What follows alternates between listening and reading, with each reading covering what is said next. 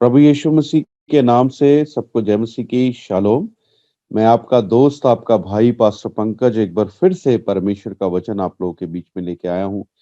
जबकि आप इस वचन को हमारे YouTube channel serving people in need of fellowship पे सुन रहे हैं, मैं आपसे विनती करता हूँ, अगर अभी तक आपने इस चैनल को सब्सक्राइब नहीं किया है तो कृपा करके कर दीजिए, और साथ ही में बेल बटन है उसको भी दबा दीजिए, ताकि जब भी डेली हम इस पे परमेश्वर का वचन डालते हैं आपको इजीली अवेलेबल हो जाए, और आप इसको शेयर करना मत भूलें। कृपया करके आप जरूर वचन को शेयर करा करें और परमेश्वर की आशीष प्राप्त करें। तो आइए आज के वचन को हम लोग सुनते हैं।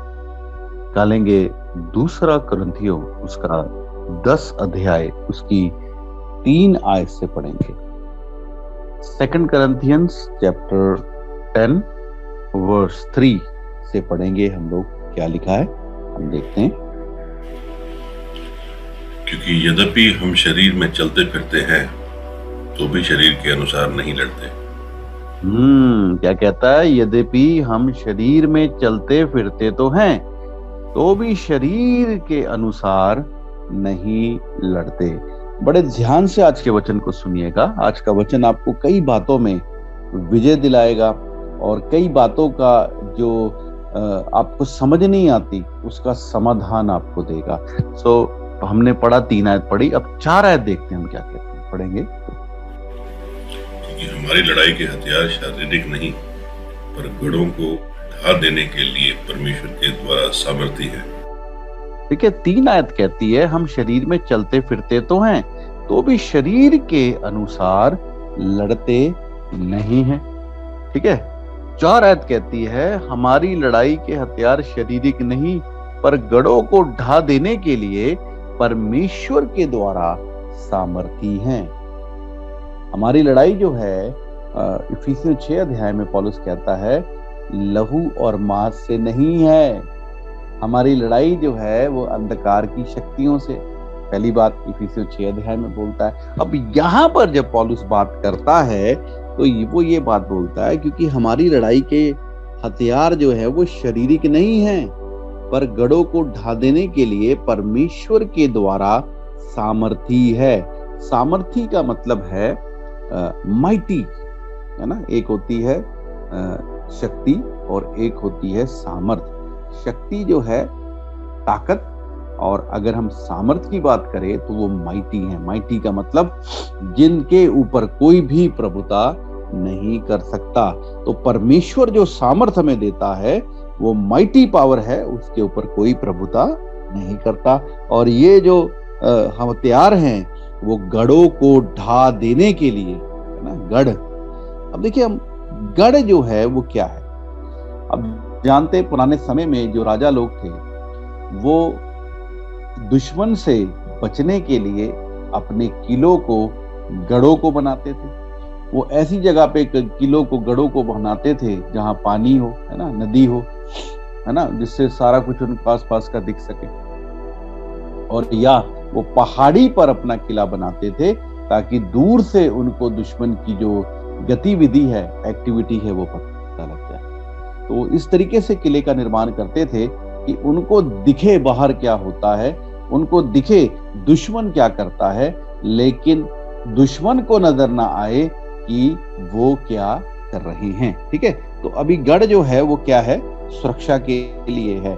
अब यहाँ पे जो गढ़ों की बात वो कर रहा है वो गढ़ हमारी सुरक्षा के लिए नहीं है, वो शैतान ने हमारे जीवन में बनाए हैं ताकि उन गढ़ों के द्वारा वो हमें परमेश्वर से दूर करे और हमारे जीवन में चिंता, परेशानी और फिक्रों को डाले। ठीक है, तो वचन कहता है हमें खुश होने की जरूरत है क्योंकि जो परमेश्वर ने हमें वरदान दिए हैं, जो शक्ति दी है परमेश्वर के द्वारा, जो पावर है ना, यानी कि मैंने बोला आपको माइटी पावर जो मिली है वो गढ़ों को ढा देने वाली है। अभी देखिए 5 आयत क्या कहती है, पढ़ेंगे 5 आयत पढ़ेंगे क्या कहती है, सुनेगा ध्यान से।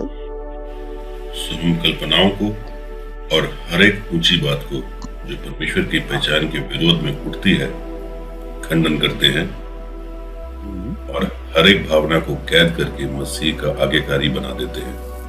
देखिए पहली बात हमने देखी कि वो बताता है 3 आयत में, हम शरीर में चलते फिरते हैं तो भी शरीर के अनुसार नहीं लड़ते, है ना? क्यों? क्योंकि जो हमारी लड़ाई के हथियार हैं वो शारीरिक नहीं हैं, गढ़ों को ढा देने वाले हैं और परमेश्वर की तरफ से क्या है?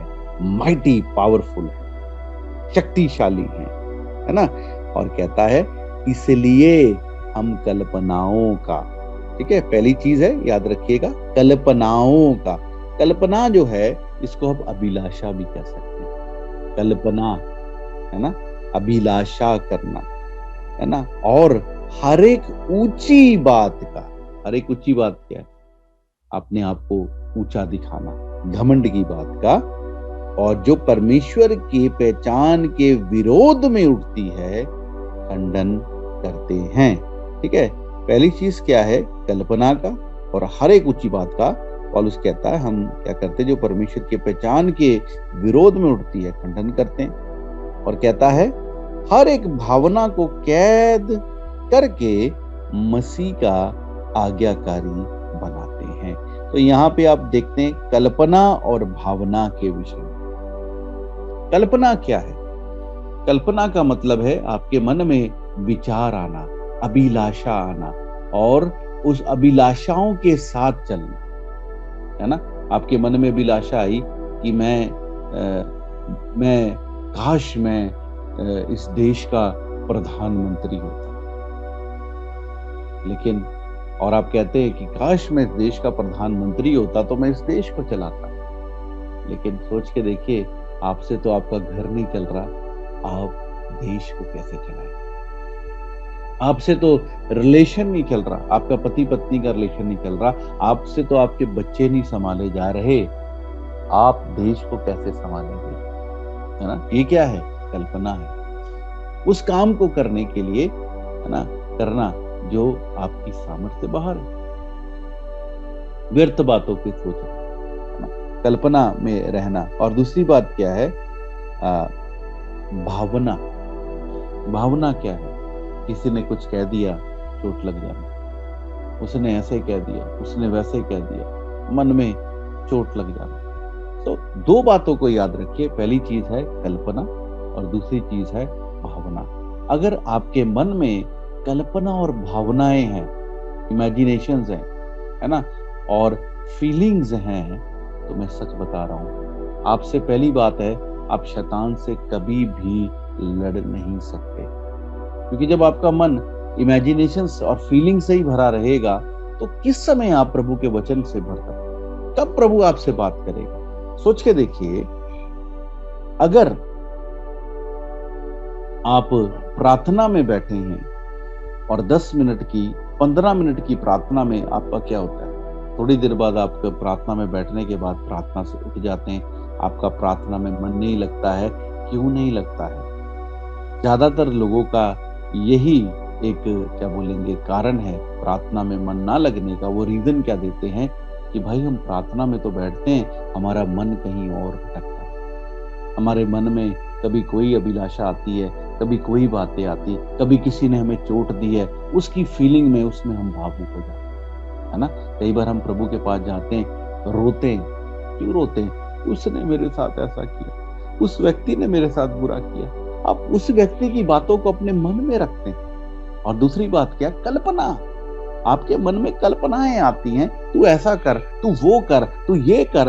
और याद रखिए, जो कल्पनाएं आपके मन में आती हैं, जैसे आपने सोचा कि मैं प्रधानमंत्री होता तो देश को चलाता, याद रखिएगा आप अपने परिवार को नहीं चला पा रहे तो देश कैसे चलाएंगे? तो ये व्यर्थ की कल्पना जो है, अगर आप व्यर्थ की कल्पना में जीवन जीते हैं तो उससे भी आपको चोट लगती है। और अगर आपका मन कल्पना और भावना से भरा हुआ है, ऐसे ऐसे विचारों से भरा हुआ है, तो आपके मन में परमेश्वर अपना वचन कैसे डालेगा? सोच के देखिए, आपके पास एक बैग है, उस बैग में आपने ढेर सारा सामान रखा हुआ है, और वो बैग में जो सामान है वो इतना भरा हुआ कि वो ओवरफ्लो हो रहा है, और आप उसमें, मैं आपको एक बात बोलता हूँ कि उसमें एक क्या बोलेंगे, एक मोबाइल डाल दीजिए, क्या आप डाल सकेंगे?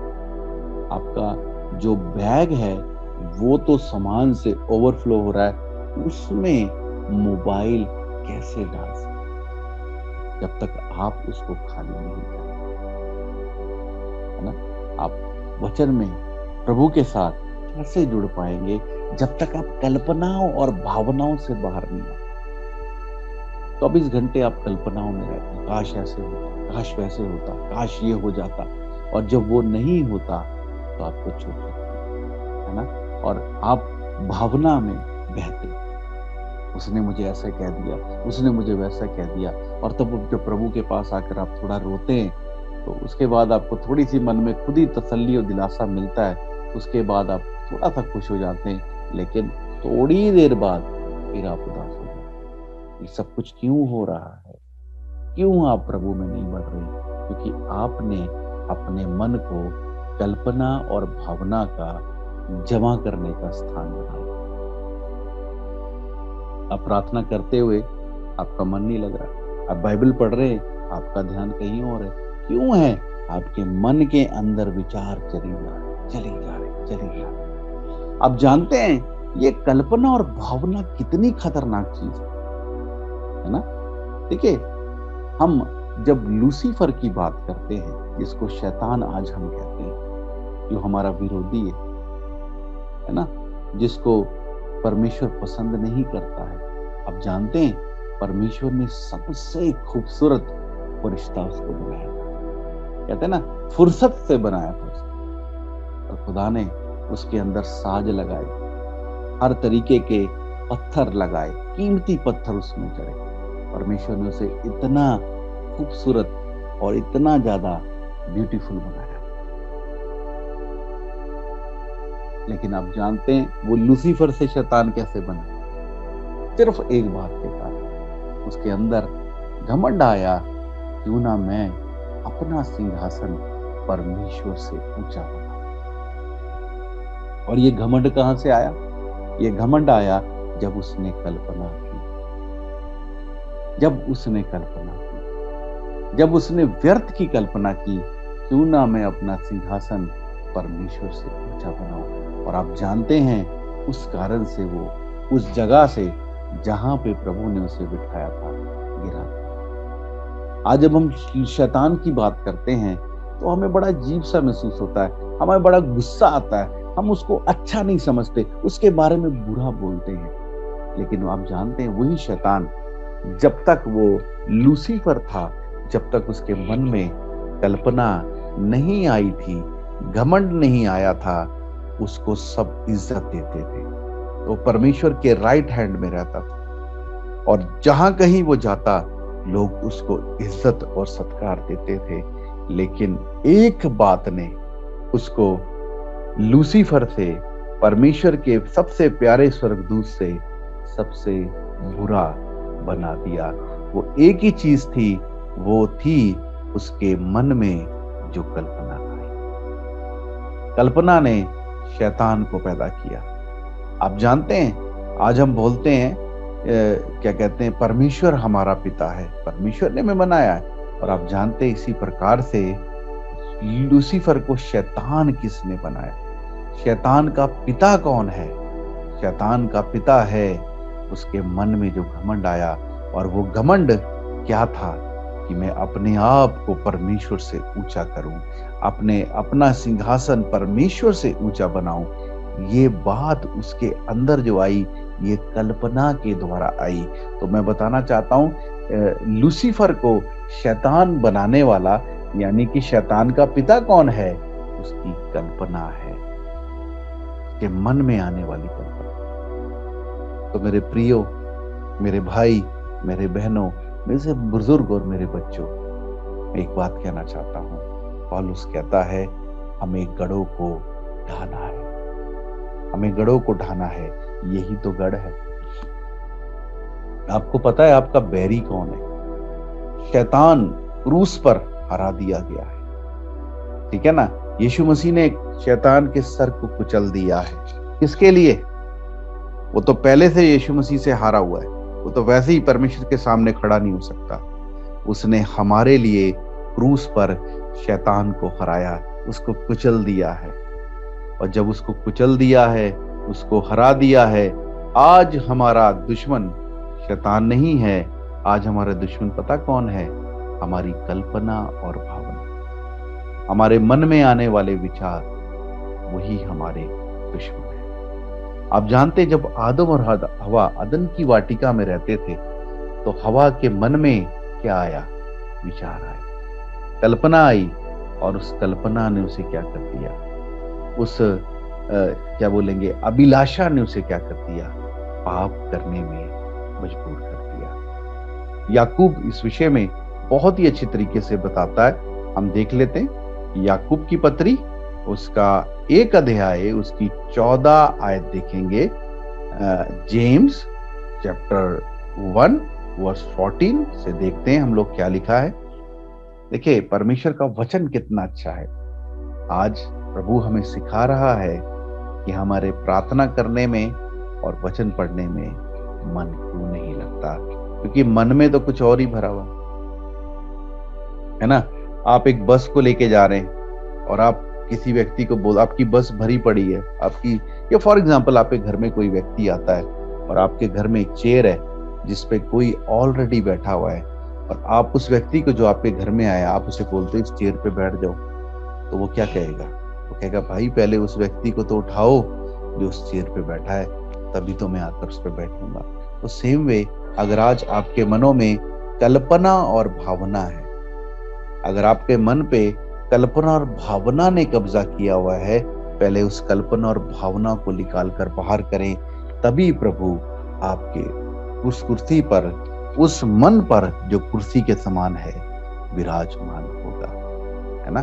तो क्या कहता है वचन, हम पढ़ेंगे, जल्दी से पढ़ देंगे।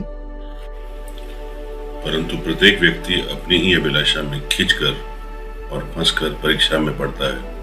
हाँ, प्रत्येक व्यक्ति अपनी अभिलाषा में खिंचकर और फंसकर। ये अभिलाषा क्या है?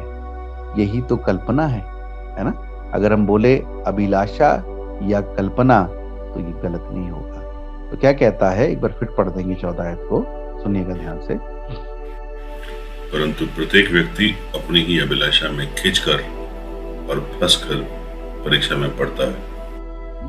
अपनी अभिलाषा में खिंचकर और फंसकर परीक्षा में पड़ता है। आगे, फिर अभिलाषा गर्भवती होकर पाप को जनती है, और पाप जब बढ़ जाता है तो मृत्यु को उत्पन्न करता है। फिर अभिलाषा गर्भवती होकर पाप को जन्म देती है, और पाप जब बढ़ जाता है तो वह मृत्यु को पैदा करता है। याद रखिएगा, अभिलाषा जो है वो किसको पैदा करती है? पाप को, है ना। शैतान के मन में क्या आई? अभिलाषा। और उसने अपने मन में, उसके मन में क्या पैदा की? सोच के देखिए। आज हम शैतान को दुश्मन समझते हैं, लेकिन शैतान का दुश्मन कौन है? जानना चाहते हैं? शैतान की दुश्मन जो है, लूसीफर को शैतान बनाने वाली, उसके मन में आने वाली कल्पना, यानी कि अभिलाषा। उसके मन में अभिलाषा आई, क्यों ना मैं अपना सिंहासन परमेश्वर से ऊंचा करूं। ये घमंड उसके अंदर आया कहां से?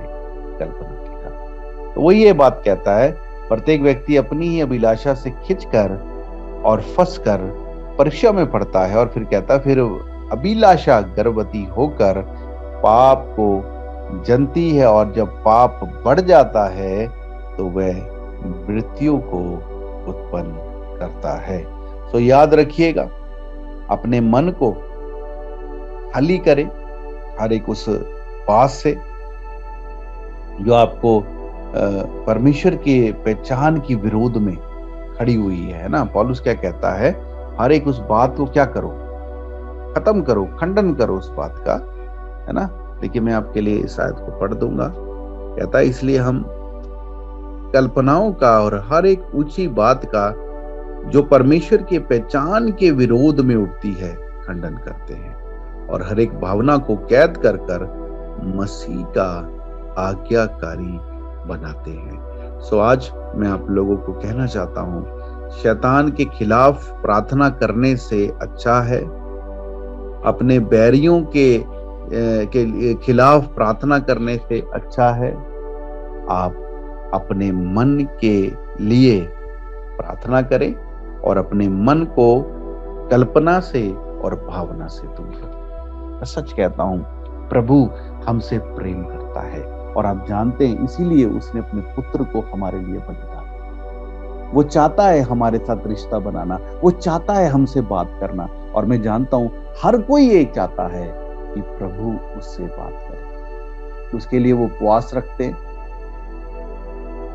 है ना, बाइबल पढ़ते हैं, चर्च जाते हैं, हर एक तरीके का वो काम करते हैं, संगति करते हैं कि प्रभु उनसे बात करे। प्रभु भी तो बात करना चाहता है, प्रभु भी तो आपके साथ रिश्ता बनाना चाहता है, तभी तो उसने अपने इकलौते पुत्र को आपके लिए बलिदान किया। अगर प्रभु आपसे रिश्ता नहीं बनाना चाहता तो वो अपने पुत्र को कभी आपके लिए बलिदान नहीं करता। सो मैं आपको बताना चाहता हूं, प्रभु ने अपने आप को, है ना, अपने पुत्र को जब हमारे लिए बलिदान किया है ताकि हम उसके साथ रिश्ते में आ जाए। लेकिन हमें क्या करना है? हमें कल्पना और भावना को क्या करना है? उनके ऊपर काम करना है, उनको अपने जीवन में प्रभुता नहीं देनी देनी। क्योंकि अगर आपके मन में कल्पनाएं भरी रहेंगी और वही कल्पनाएं लेके हम प्रभु के पास आते हैं, प्रभु मेरा वीजा लगवा दे, प्रभु मुझे घर दे दे, मुझे नौकरी दे दे, मुझे ये दे दे, ये सब कल्पनाएं, प्रभु उसके लिए किया मेरे लिए भी कर दे। लेकिन मैं आपको बताना चाहता हूं, प्रभु आपके लिए इससे उत्तम करना चाहता है। प्रभु आपके लिए उससे ऊंचा करना चाहता है जो उसने आपके पड़ोसी के लिए, रिश्तेदार के लिए किया है। लेकिन आपको उसकी आवाज को सुनना पड़ेगा और उसकी आवाज आपको तब सुनाई देगी जब आप हर एक कल्पना और भावना को अपने मन से दूर करें, अपने जीवन को प्रभु के हाथों में देंगे, अपने जीवन को प्रभु को सौंपेंगे और हर एक बात को जो आपके मन में आने लगती है उसको वहीं रोककर, उसको अंदर आने से रोककर आप प्रभु की आवाज को सुनने की कोशिश करेंगे। तो आज मैं आपको उत्साहित करना चाहता हूं ये बात कहकर कि ये दो बातों पर ध्यान रखें, कल्पना और भावना, इससे दूर रहें। कल्पना और भावना से दूर रहें, क्योंकि अगर आप कल्पना भावना में रहते हैं आपको चोट लगेगी, है ना। जब आपकी कल्पना, है ना, इमेजिनेशन, आपका सपना पूरा नहीं होगा, आपको चोट लगेगी। जब आप लोगों से एक्सपेक्ट करेंगे तो लोगों से आपको चोट लगेगी, फिर आप रोएंगे। तो इसलिए आप प्रभु की ओर देखें, प्रभु के साथ समय बिताएं, इन सब बातों को छोड़कर प्रभु की मर्जी में चलना शुरू करें। प्रभु आपसे प्रेम करता है और वो चाहता है वो आपसे बात करे। अगर आज तक आपने उसकी आवाज को नहीं सुना है तो कहीं ना कहीं उसका कारण यही है, कल्पना और भावना। तो आज इन कल्पना भावना से हम बचें और प्रभु की आवाज को सुनें। तो आइए हम लोग इस समय प्रार्थना करें और प्रभु से कहें, प्रभु मैं हर एक कल्पना, हर एक भावना, हर एक ऊंची बात का जो तेरी पहचान के विरोध में उठती है, मैं तेरे पास आता हूँ मेरे प्रभु, मुझ पे दया कर, मेरे मन को अपने हाथों में दे दे। हमारी रियल बैटल जो है वो हमारे मन से है, हमारी जो सही सच्ची लड़ाई है वो हमारे मन से है। आइए अपने मन को परमेश्वर के हाथों में दें, अपने मन में व्यर्थ कल्पना और भावना न आने दें, परंतु परमेश्वर की वचन में, परमेश्वर की सामर्थ्य में हम आगे बढ़ते जाएं। प्रभु बहुत भला है, वो महान है, वो हम पे दया करेगा। तो आइए समय हम नहीं कर पाते। सर्वशक्तिमान पिता परमेश्वर, प्रभु यीशु, हम आपका धन्यवाद और तारीफ करते हैं क्योंकि आप हमसे प्रेम करते हैं। प्रभु आपने अपनी जान हमारे लिए दी है और उसका कारण यही था कि हम आपके साथ मेल खाएं। दूसरा कुरिन्थियों 5 अध्याय उसकी 21 के अनुसार प्रभु पिता परमेश्वर ने आपको पाप बनाया। आप पाप से अज्ञात थे, आप हमारे लिए पाप बने ताकि हम आप में होकर परमेश्वर की धार्मिकता, परमेश्वर के साथ जुड़ जाएं। इस अच्छे काम के लिए, इस भले काम के लिए हम आपका धन्यवाद करते हैं और चाहते हैं प्रभु हम आप में बढ़ते चले जाएं, आपकी आवाज को सुने और आपकी मर्जी में चलने लगे। जैसे आदम हवा जब अदन की वाटिका में रहते थे वो आपकी आवाज को सुनते आपके पीछे चलते थे। उनके मन में ना तो कल्पना थी, ना कोई भावना। आज हम अपने मन को आपके हाथों में सौंपते हैं प्रभु। हमारे मन में ना तो कोई कल्पना, ना भावना हो, परंतु पवित्र आत्मा की अगुवाई में हम चलने वाले। इस समय मेरे भाई, मेरी बहन, मेरे बुजुर्ग, मेरे बच्चे, जो कोई भी इस वचन को सुन रहे थे और इस प्रार्थना में शामिल है, प्रभु मैं चाहता हूँ आप इनसे बात करें। आप इनकी हर एक कल्पना और भावना को दूर कर अपने वचन को इनके मनों में डाल दें और तेरा अनुग्रह इनके जीवन में हो। ये प्रार्थना प्रभु यीशु के नाम से मांगते हैं। आमीन, आमीन।